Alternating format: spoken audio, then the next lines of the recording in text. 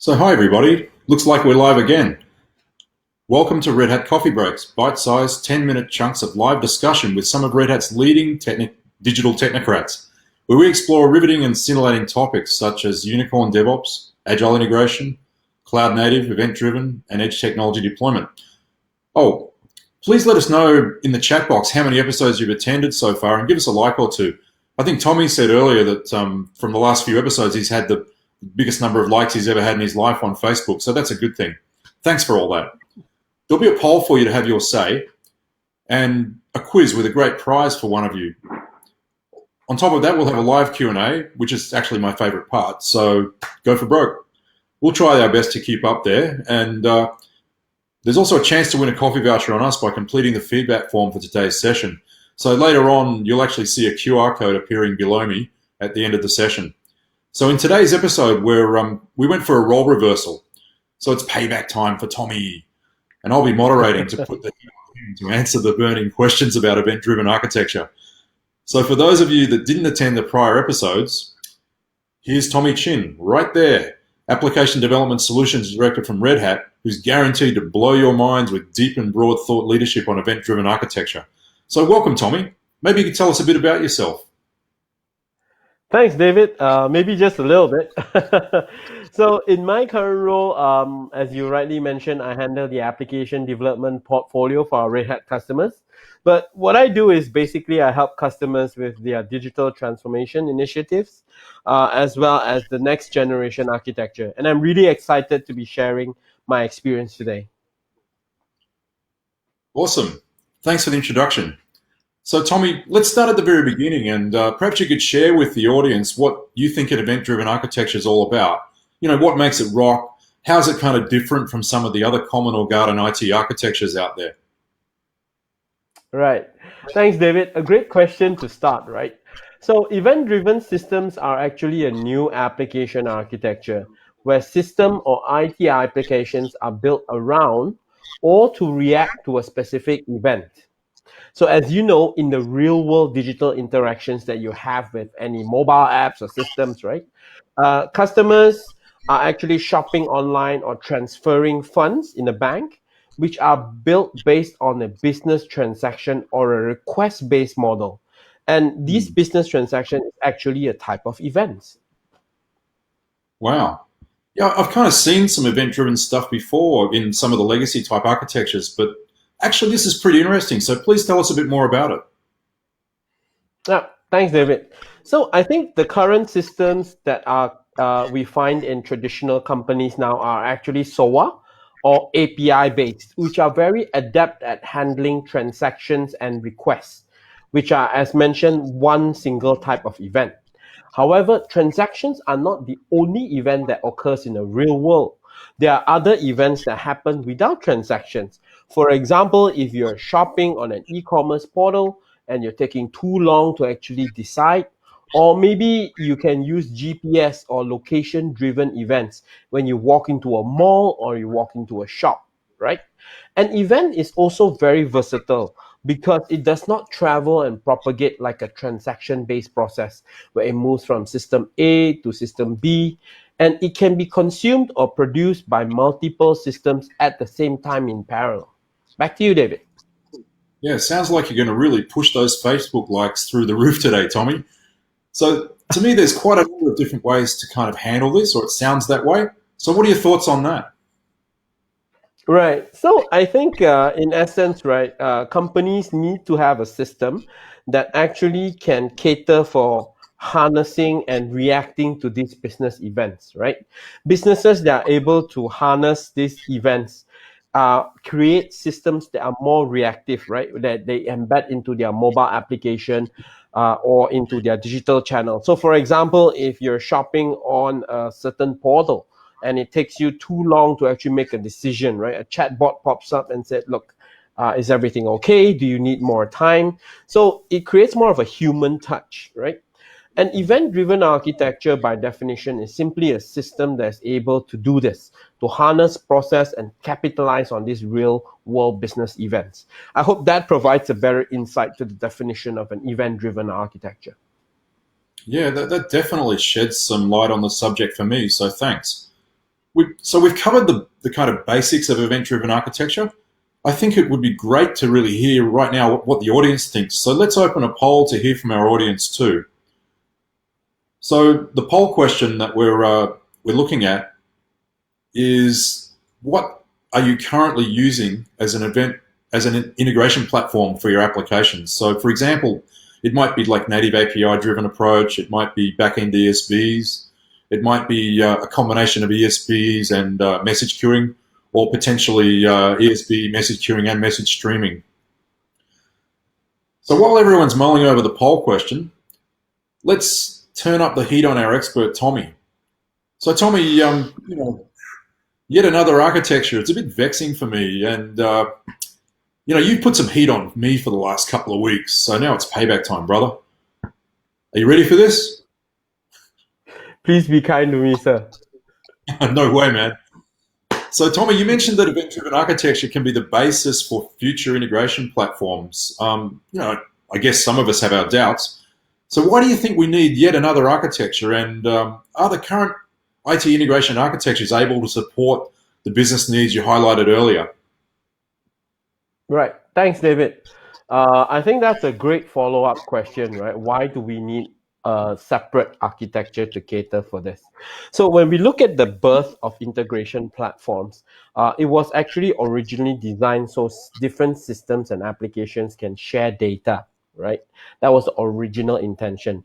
As digital transformation slowly came in, these type of systems evolved into trying to build business services, right, and serving requests from the digital front end. So these are actually transaction based or request based.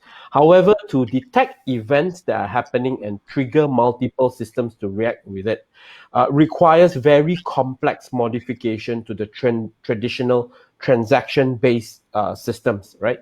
And not to mention, you need to have a system in place to store and manage these different events as well. Wow, you might want to catch a bit of a breath after that. Actually, just a quick shout out to our fans. So it's great to see Nesta Lim here again, and also Bondi from Lotte. So welcome, Bondi. So Tommy, what are the design principles of an event-driven architecture? Right.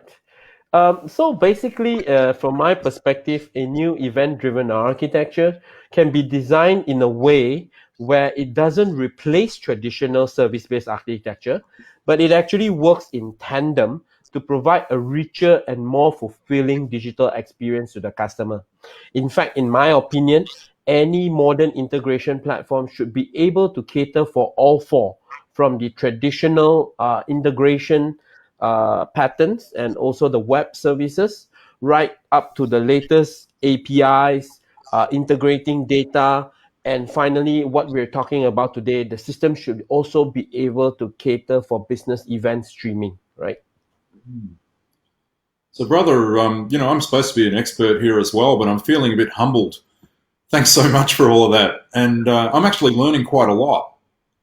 I'm sure everyone else wants to know more too. So, what do you think the main components required to build an event-driven architecture are? Thanks, David. First of all, I'm pretty sure you're just being modest, my friend. But going back to the question, I think event-driven architectures in general consist of three main components, which is the event emitters, the agents, which are potentially any front end or application that you have, but modified to publish and generate events. You have event consumers, which are essentially backend systems that will consume this event and trigger the next actions in the system. And lastly, you have the most important component, which is called the event channels. So as you know, when we talk about business events, we're not only talking about 2 to 3 events per minute. Generally, events happen all over the system. We're talking about millions of events per second, right?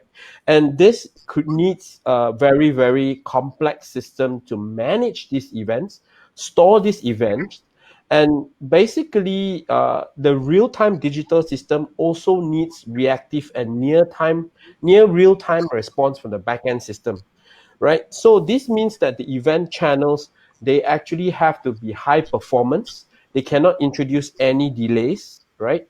They need to be highly resilient, distributed, and low latency.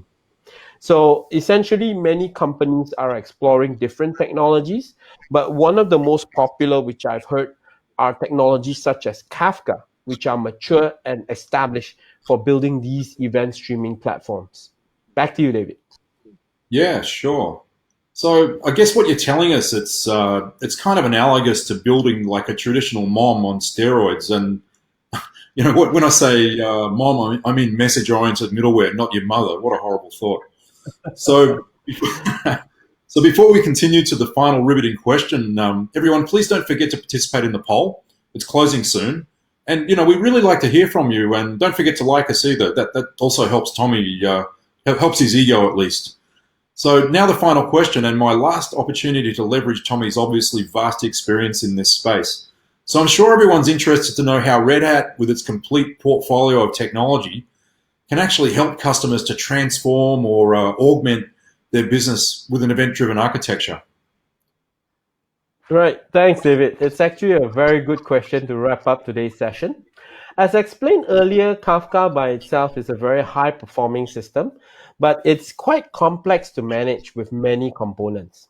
Red Hat basically tries to simplify this with an offering called Red Hat AMQ Streams, which provides enterprise-supported Kafka and all its components, right? All the components like Zookeeper, Mirror Maker, these are all included in the Red Hat AMQ Streams. To further help customers deploy and operate these complex components, Red Hat provides these versions of Kafka in container format, and even to the extent of writing Kubernetes operators. So customers don't have to key in lines of code in order to deploy Kafka. They can easily use these operators, right? And follow easy steps to deploy this Kafka onto their OpenShift platform.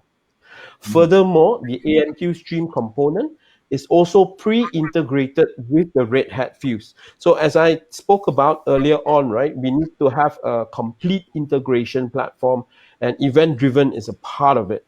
So AMQ Stream is pre-integrated so that make it easy for our customers to deploy and even incorporate this event-driven architecture to your current ESB architecture platforms.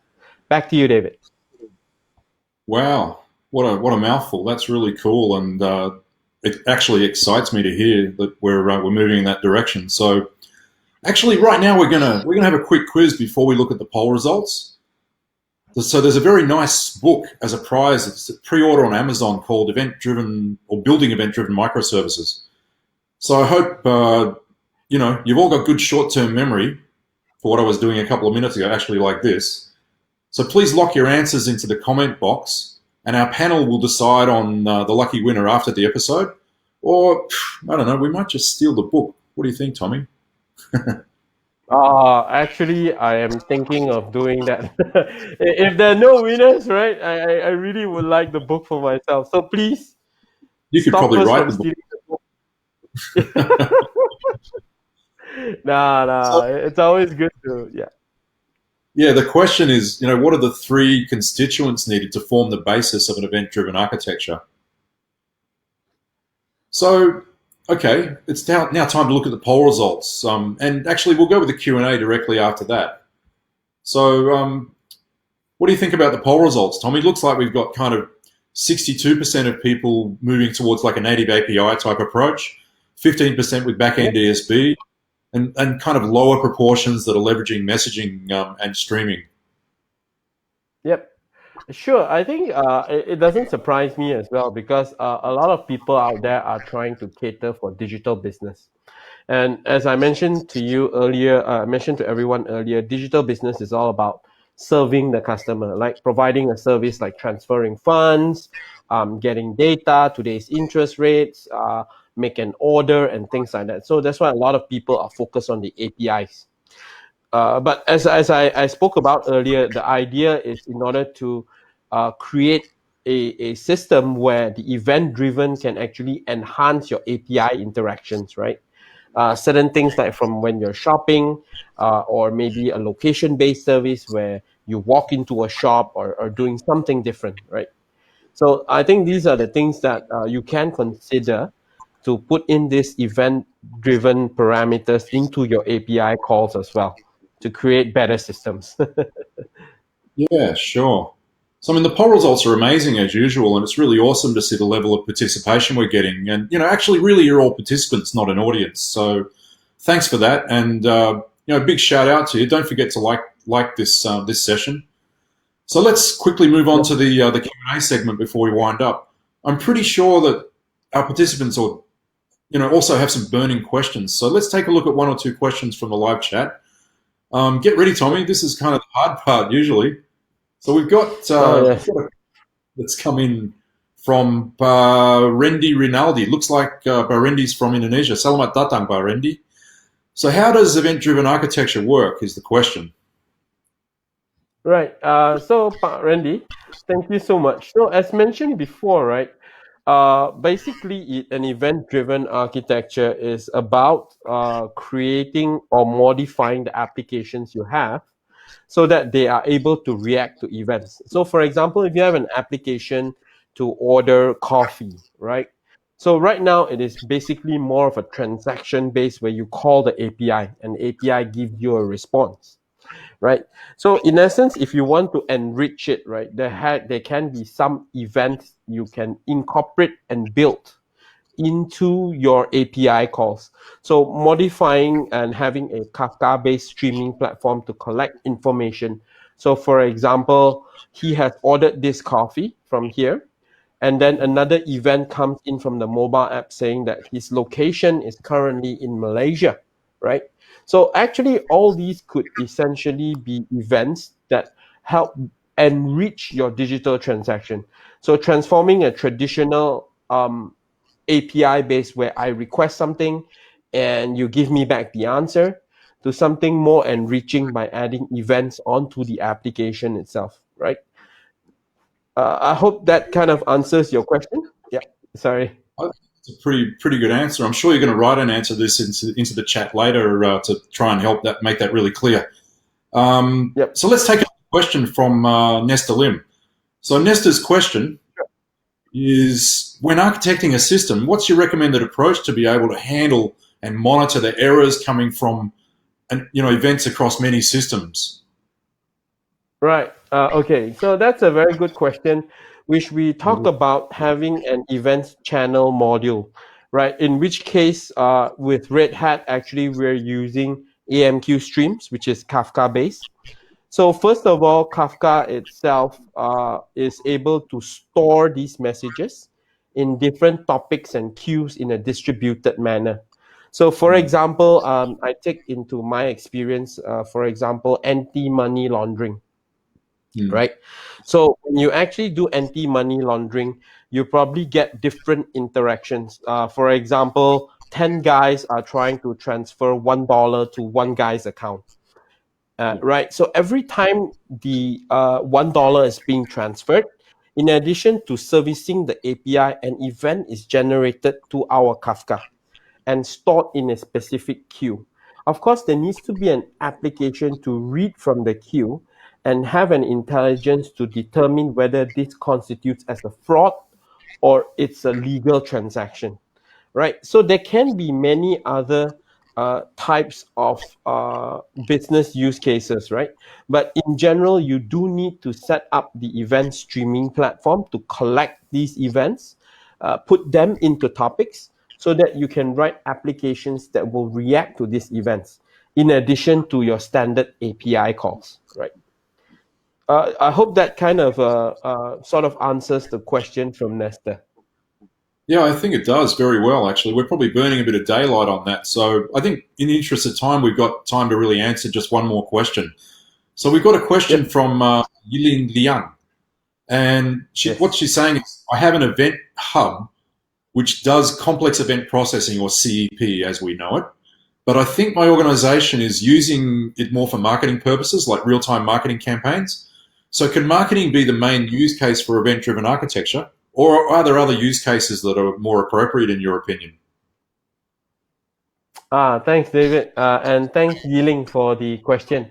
You are definitely right that marketing, real-time marketing, or some people call it NBA, NBO systems, next business action, next business offer systems, were actually built on event-driven architecture.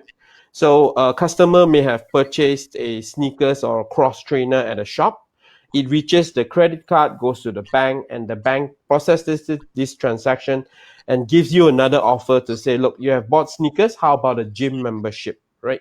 So that is actually one of the, I would say, more common use cases that I see for event driven. But as you rightly mentioned, there are many other use cases as well, right?